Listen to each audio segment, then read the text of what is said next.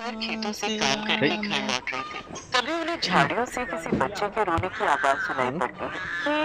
ये आवाज तो किसी बच्चे के रोने की है, पर ये आवाज कहाँ से आ रही है? ये आवाज उन झाड़ियों से आ रही है। चलो चलकर देखें। दोनों झाड़ियों के पास पहुंचते हैं तो हैरान रह जाते हैं। ये तो सच में बच्चा है। हाय राम, इतने छोटे से बच्चे को ऐसी सुनसान जगह कौन छोड़कर चला गया? वो तो ठीक है मंगला, पर उस बच्चे को ध्यान से देखो। वो बच्चा दिखने में कुछ अजीब है। उसका रंग रूप हमारे जैसा नहीं है। वो दिखने में बहुत डरावना और नीले रंग का है। ऐसा रंग रूप होने की वजह से ही शायद इसकी माँ ने इसे यहाँ फेंक दिया होगा। बेचारा पता नहीं कब से यहाँ भूखा प्यासा पड़ा होगा। मंगला उस बच्चे को अपनी गोद में उठा लेती है।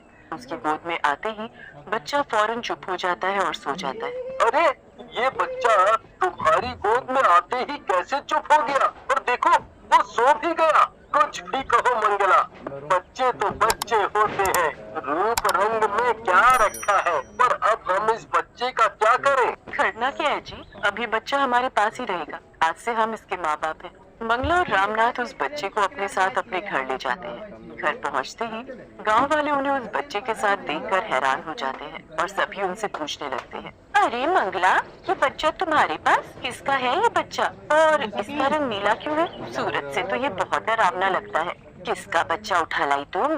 तुम्हारे बच्चे नहीं है तो क्या तुम किसी का भी बच्चा उठा लाओगी? क्या ये तुम्हारे किसी रिश्तेदार का बच्चा है? मंगला गांव वालों को उस बच्चे के बारे में सब बता देती है। ये तुमने क्या किया? इस बच्चे को तुम गांव में क्यों उठा लाए? आने से पहले ये तो देख लेते ये बच्चा कितना अजीब है। अरे मुझे तो लगता है ये बच्चा किसी शैतान का बच्चा है। बस करो तुम सब, ये कोई शैतान का बच्चा नहीं है। शायद इसने ऐसे ही जन्म लिया हो। ये बच्चा वहाँ पड़ा हुआ रो रहा था। मुझसे इसका रोना देखा नहीं गया, इसलिए इसे उठा लिया। मैं आपके सामने हाथ जोड़ती हूँ, जाइए यहाँ से। सभी गांव वाले वहाँ से चले जाते हैं। उनके जाते ही बच्चा जोर जोर से रोने लगता है। शायद इसे भूख लगी है। मैं अभी इसके लिए दूध लेकर आती हूँ। मंगला कटोरी में दूध ले आती है और उसे चम्मच से दूध पिलाने लगती है। वो बच्चा जल्दी जल्दी सारा दूध पी जाता है। मंगला और दूध लाती है। वो बच्चा उसे भी पी जाता है। हे भगवान, ये तो सारा दूध पी गया। इतना सा बच्चा इतना सारा दूध कैसे पी सकता है? इसके तो अभी दांत भी नहीं निकले, नहीं तो कुछ खिला देती। बेचारा पता नहीं कितने दिन से भूखा पड़ा था वहाँ। रात का वक्त था, पूरा गांव सोया हुआ था। मंगला भी अपने मुन्ना के साथ आराम से फर्श पर सो रही थी। तभी आधी रात के समय मुन्ना की आंखें खुल जाती हैं। उसकी आंखें उस समय खून जैसी लाल लाल थी और तभी मुंह से दो नुकीले दांत भी निकल आते हैं। मुन्ना घुटनों के बल चलते हुए घर से बाहर चला जाता है और रघुवीर के घर में घुस जाता है। रघुवीर सोया हुआ था। बच्चा उसके नजदीक जाता है और उसे पैर में काट खाता है। बच्चे के काटते ही रघुवीर तड़प तड़प कर मर जाता है। मुन्ना चुपचाप आकर मंगला के पास सो जाता है। सुबह रघुवीर के घर से मंगला को किसी के रोने की आवाज सुनाई पड़ती है। ये सुबह सुबह कौन रो रहा है जी? ये रोने की आवाज रघुवीर के घर से आ रही है और ये उसकी पत्नी के रोने की आवाज है। गांव वाले बता रहे थे कि कल रात रघुवीर को किसी ने मार दिया है। उसका पूरा शरीर नीला पड़ा है। हाय राम, बेचारी जमुना, छोटे छोटे बच्चे हैं बेचारी के। बिना पति के कैसे अकेले जीवन बिताएगी? वो हमारे पड़ोसी है, हमें भी वहाँ जाना चाहिए। अब मैं मुन्ना के पास रुकती हूँ, आप जाइए वहाँ। रामनाथ जमुना के घर पहुँचता है तो देखता है वहाँ रघुवीर नीचे पड़ा हुआ है और उसका पूरा शरीर नीला था। उसके मुंह से झाग भी निकल रहा था। ये आपको क्या हो गया? मुझे और बच्चों को छोड़कर आप ऐसे नहीं जा सकते। वापस आ जाइए, मैं आपके बिना कैसे रहूंगी? चुप हो जा जमुना, अपने आप को संभाल। तेरे छोटे छोटे बच्चे हैं, उन्हें अब तुझे ही देखना है।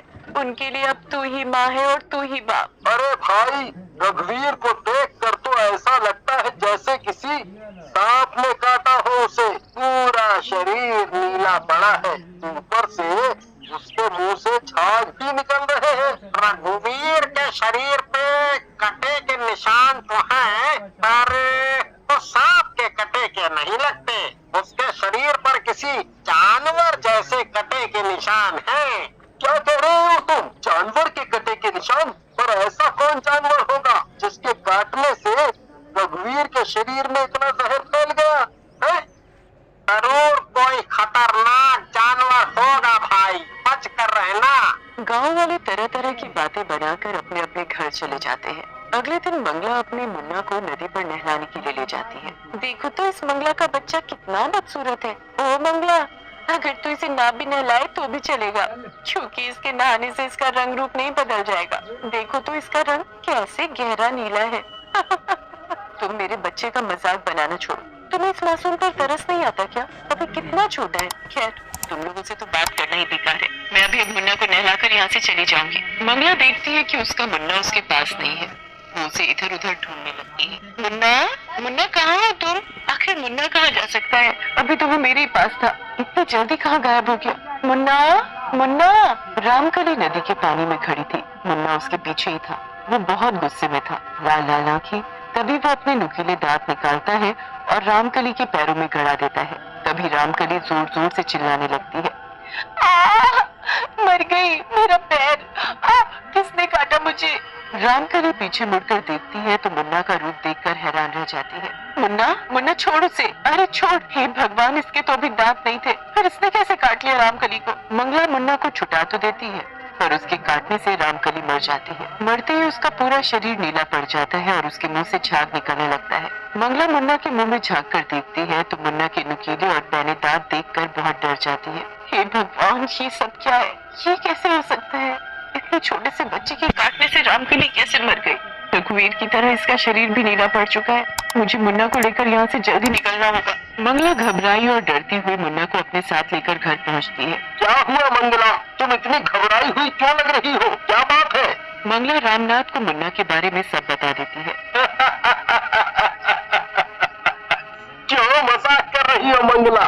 वो देखो मुन्ना को, वो बेचारा तो आराम से खेल रहा है, उसके कोई दांत वात नहीं है। हो सकता है रामकली को किसी जहरीली मछली ने काटा हो, इसलिए वो मर गई। मैं सच बोल रही हूँ जी, मैंने अपनी आंखों से वो सब देखा। ये सच है तो मुन्ना सभी के लिए खतरा है, हमारे लिए भी। हमें अभी इसे जंगल में छोड़कर आना होगा। गांव वाले हमें इस गांव से निकाले, इससे पहले हमें मुन्ना को जंगल में छोड़कर आना होगा। हाँ। रामनाथ और मंगला बहुत डर जाते हैं और मुन्ना को अपनी गोद में उठाकर जंगल ले जाते हैं। जंगल में उस बच्चे को छोड़कर जैसे ही वो जाते हैं, मुन्ना उन्हें जाने नहीं देता। वो जोर जोर से रोने लगता है। मुन्ना, मुन्ना मुझे छोड़ दे, जाने दे, मैं तुम्हें अपने साथ नहीं ले जा सकती। तुम्हारे लिए मैं किसी भी गांव वाले को खतरे में नहीं डाल सकती। अगर तुम ऐसे ही लोगों को मारने लगे तो एक ना एक दिन सभी को तुम्हारे बारे में पता चल ही जाएगा। तभी मुन्ना को बहुत गुस्सा आता है। आंखें खून जैसी लाल और मुंह में बड़े बड़े दांत निकाल देता है। मंगला, तुमने सही कहा था, ये बच्चा कोई मामूली बच्चा नहीं है, ये तो कोई शैतान का बच्चा लगता है। तभी मुन्ना बोलने भी लगता है। तुम लोग मुझे ऐसे कैसे छोड़ कर जा सकते हो? मैं तो तुम्हारा बेटा हूँ और तुम दोनों मेरे माँ बाप। अजी, अजी, ये बच्चा तो बोलता भी है। मुन्ना, हमें जाने दे। नहीं, तुम लोगों ने मुझे यहाँ छोड़कर अच्छा नहीं किया। इसका अंजाम अब तुम दोनों झेलोगे। मुन्ना गुस्से में उन दोनों की तरफ बढ़ता है उन्हें काटने के लिए। जैसे ही वो मंगला को काटने वाला होता है, वहाँ एक चुड़ैल आ खड़ी होती है। रुक जाओ, उसे मत काटना। तुम उन्हें ही मारने चले हो जिन लोगों ने तुम्हें आसरा दिया, तुम्हें अपने घर रखा, बिल्कुल अपने बच्चे की तरह। तुम चुड़ैल, तुम्हें कैसे पता ये सब? क्योंकि ये मेरा बच्चा है। मेरी गलती की वजह से ये मुझसे बिछड़ गया। मैंने इसे हर जगह ढूंढा पर ये मुझे कहीं नहीं मिला। जब मैंने सुना कि गांव में किसी की मृत्यु हो गई है और वो मरने के बाद नीला पड़ गया है, तो मैं समझ गई कि मेरा मुन्ना वही गांव में है। फिर मैंने मेरे मुन्ना को तुम्हारे घर देखा। तुम दोनों मेरे मुन्ना को बड़े प्यार से रख रहे थे, उसका बहुत अच्छे से ख्याल रख रहे थे। मुझे तो तुम दोनों का शुक्रिया अदा करना चाहिए। हमसे गलती हो गई जो हम तुम्हारा बच्चा उठाकर अपने घर ले गए।